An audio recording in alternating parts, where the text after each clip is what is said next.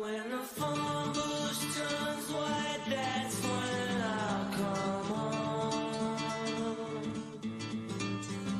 I'm going out to see what I can sow. And I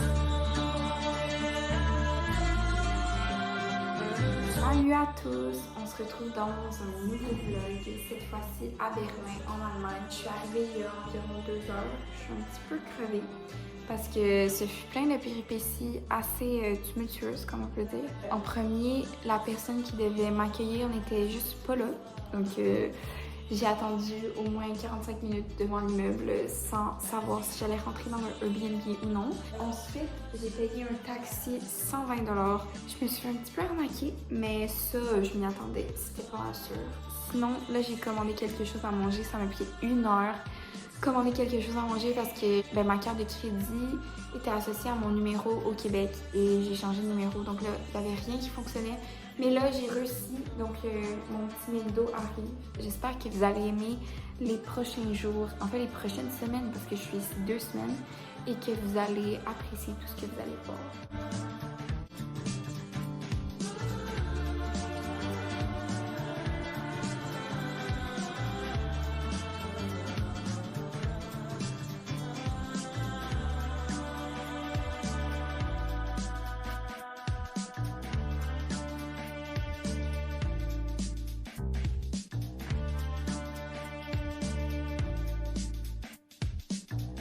Bienvenue dans un épisode de Julien à Berlin. J'attends mon groupe qui devrait arriver dans quelques minutes et j'adore notre Airbnb, il est tellement beau. Ce serait un de mes appartements de rêve. Si je pouvais habiter ici, je le ferais. Ce matin, j'ai fait la chambre, j'ai aéré, j'ai détaché mes vêtements, j'ai repassé mon linge. J'ai essayé de débloquer le bain qui n'a pas fonctionné parce que le bain est bloqué à cause du calcaire. Donc, je crois que je vais aller acheter du bicarbonate de soude.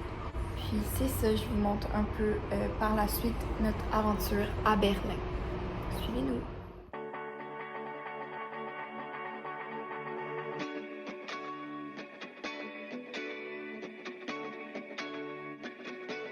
Donc Camille nous a rejoints et là on est dans notre Airbnb. Je vais vous faire un petit tour. Hello! Donc, bienvenue à notre apartment tour. C'est Laurence avec ça c'est la chambre. Donc là ici on est comme l'entrée, on fait sécher tout la linge.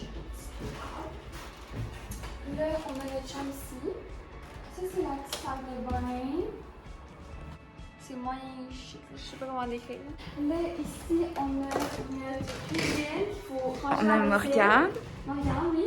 On a une petite table avec des petites chaises.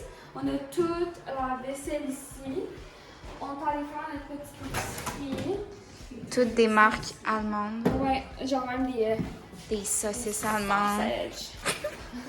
Là ici, on a la vaisselle vraiment vieux qu'on sait pas si fonctionne. On a la chambre de Julie Martin. Voilà, les plafonds sont super hauts. So first, on a notre lit à moi et Jou. Ensuite, on a notre petit garde-robe.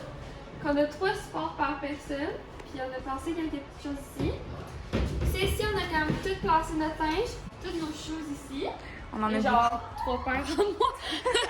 Ils sont tous à Camille. Ça, c'est Lydia ici. On a un sofa, on a une petite télé. On a la vue. Ça, c'est la vue de notre chambre. Super mignon, avec des Volkswagen.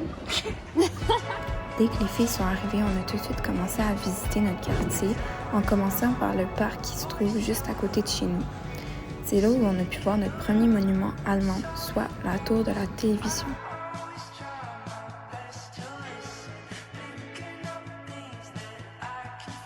On s'est ensuite rendu dans le centre-ville de Berlin pour voir la porte de Brandebourg, qui est un des monuments les plus prestigieux en Allemagne. Cette porte est date de l'Empire romain et est encore en magnifique état. On s'est ensuite rendu dans un endroit très touchant qui est un mémorial pour les Juifs qui sont morts lors de la Seconde Guerre mondiale. Celui-ci était très abstrait comparé à d'autres qu'on a vus par la suite.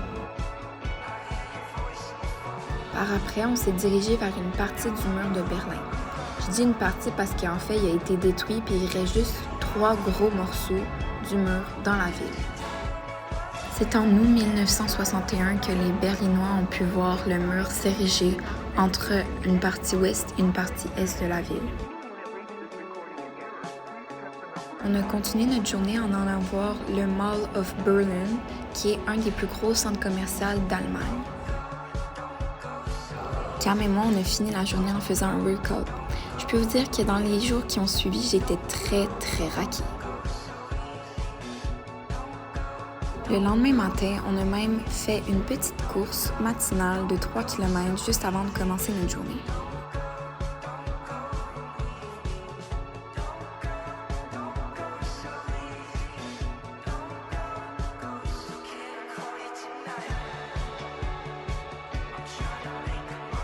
Pour notre deuxième journée, on avait un planning très simple. Faire du lèche-vitrine dans la brocante du coin. Bon, je crois que vous me connaissez assez bien pour savoir que je ne fais jamais du lèche-vitrine. Donc, on a quand même fait une séance photo dans un photomaton. Et ça s'est pas passé comme prévu. On a juste 2 photos de bonnes. Après, on est allé dans la brocante et j'ai fini par acheter une paire de lunettes.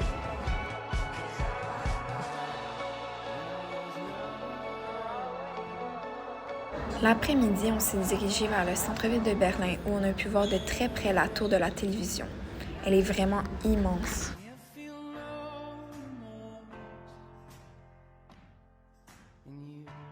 À midi, on s'est arrêté dans un pub allemand où on a pu observer de très près la cathédrale de Berlin.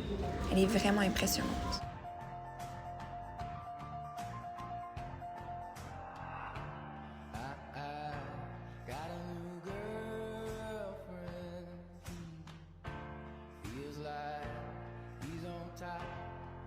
On s'est ensuite promené dans le centre-ville de Berlin. On pouvait observer plusieurs bâtiments où l'architecture était à la fois nouvelle et ancienne. C'est dû à la Seconde Guerre mondiale où l'Allemagne nazie a détruit à peu près tout sur son passage. On s'est arrêté dans un parc et c'est là que j'ai pu voir des photos à quoi ça ressemblait l'Allemagne nazie dans les années 40. Même si je sais déjà beaucoup de choses sur la Seconde Guerre mondiale, je trouvais ça choquant de me dire qu'il n'y a même pas 100 ans, c'était pas une ville en renaissance, mais bien une ville en destruction qu'on pouvait voir.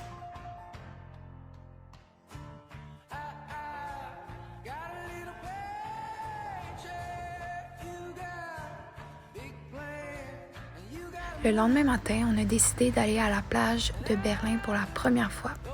On appelle ça une plage, mais en fait, c'est vraiment un lac avec du sable alentour et des parasols où est-ce qu'on peut se baigner.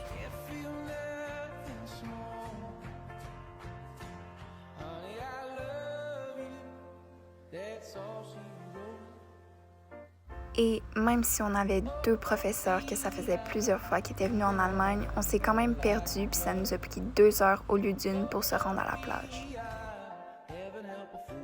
Malgré tout, quand on est arrivé, on s'est pas plaint parce que ça faisait du bien de se baigner après autant de chaleur. On a même rencontré des beaux Allemands puis on a joué au volleyball avec eux.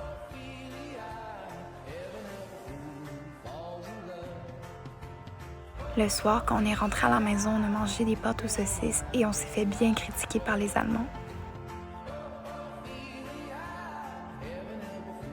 C'est lors de notre 4e journée qu'on a fait un musée très intéressant sur l'histoire allemande. J'ai ainsi compris à quel point le crash boursier de 1929 avait été important en Allemagne puisque plus de 6 millions de personnes ont perdu leur travail à cause de celui-ci.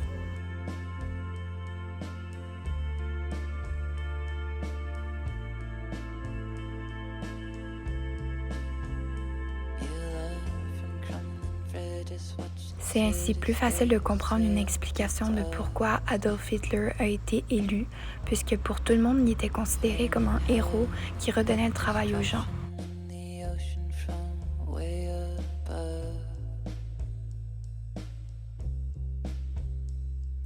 Même si plusieurs personnes croyaient qu'il allait être leur sauveur, ils se sont vite rendus compte que non, c'était pas un sauveur, c'est une personne qui a tué plus de 10 millions de personnes avec le génocide le plus gros de l'histoire.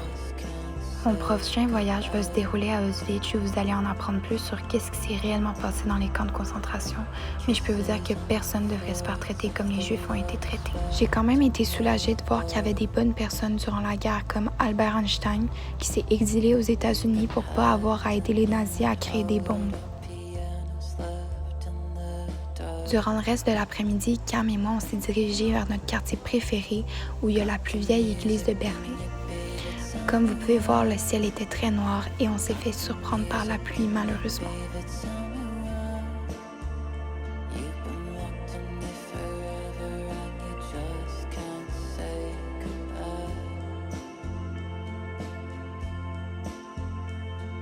Lors de la 5e journée, on s'est dirigé vers le DDR Museum, qui est un musée où on voit comment les Allemands vivaient dans les années 1900.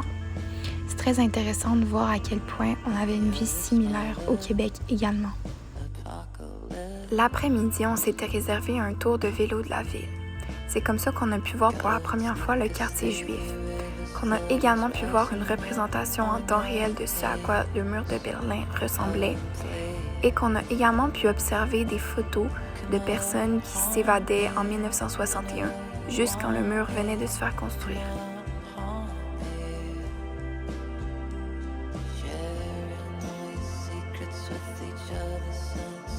Sur cette carte-ci, on peut voir en rouge le mur de Berlin qui s'étendait sur toute la ville. La 6e journée, on a visité le musée des espions où on a pu voir tous les gadgets qu'utilisaient les Allemands. Plusieurs plaques comme celle-ci étaient disposées un peu partout dans la ville et c'est plus tard que j'ai appris que c'était pour commémorer les victimes des déportations d'Auschwitz.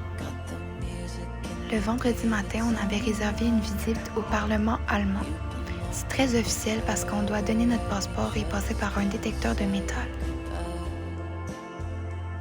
Durant l'été, il n'y a pas de session parlementaire dans l'Assemblée, mais c'était quand même très impressionnant de voir où toutes les lois étaient votées. Chacun des 4 alliés durant la Seconde Guerre mondiale avait le droit de faire une exposition et celle-ci, c'est l'exposition française qui représente pour chaque boîte un député qui a siégé à l'Assemblée nationale. On s'est par la suite dirigé vers la East Side Gallery, qui est une galerie d'œuvres d'art sur le mur de Berlin. Le lendemain matin, j'ai mis ma nouvelle robe du Zara et on s'est dirigé pour une dernière fois dans la semaine à la plage. J'espère que vous aurez aimé ce vlog et on se retrouve la semaine prochaine pour un nouveau vlog en Pologne. Bisous, je vous aime.